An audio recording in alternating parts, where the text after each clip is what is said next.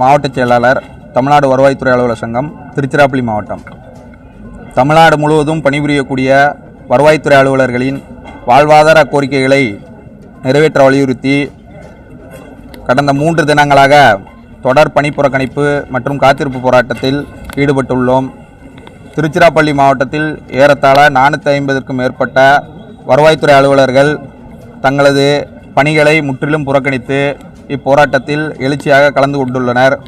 இப்போராட்டத்தின் வாயிலாக தமிழக அரசிற்கும், மாண்புமிகு முதலமைச்சர், துணை முதலமைச்சர், வருவாய்த்துறை அமைச்சர், வருவாய் நிர்வாக ஆணையர் அவர்களுக்கும் நாங்கள் விடுக்கக்கூடிய வேண்டுகோள் என்னவென்றால்,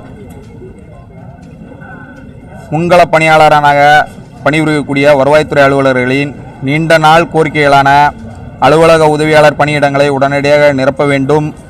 பேரிடர் மேலாண்மை பிரிவில் கலைக்கப்பட்ட 97 பணியிடங்களை உடனடியாக வழங்க வேண்டும்.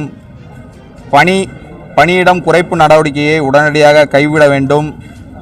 எங்களது மாநில நிர்வாகிகளை உடனடியாக அழைத்து பேசி அனைத்து பிரச்சனைகளுக்கும் உடனடியாக தீர்வு காண வேண்டும் என்பதை இதன் மூலம் நாங்கள் கேட்டுக்கொள்கிறோம். இன்னைக்கு தொடர்ச்சியாக பணிப்புறக்கணிப்பு போராட்டத்தில் ஈடுபட்டுள்ளோம். 3ஆம் நாளாக நடைபெற்று கொண்டிருக்கிறது. ஏற்கனவே 2 நாட்கள் எழுச்சியாக போய் போராட்டத்தை நடத்தினோம்.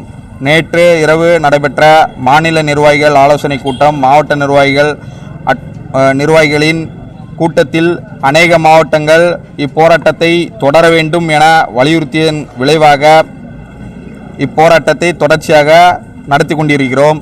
தமிழக அரசு எங்களது கோரிக்கைகளை ஏற்கும் வரை இதே நிலையில் தொடர வேண்டும் என்பதுதான் அநேக மாவட்டங்களின் நிலைப்பாடு. அதே நிலையில் இன்றைய போராட்டம் தொடர்ந்து கொண்டிருக்கிறது.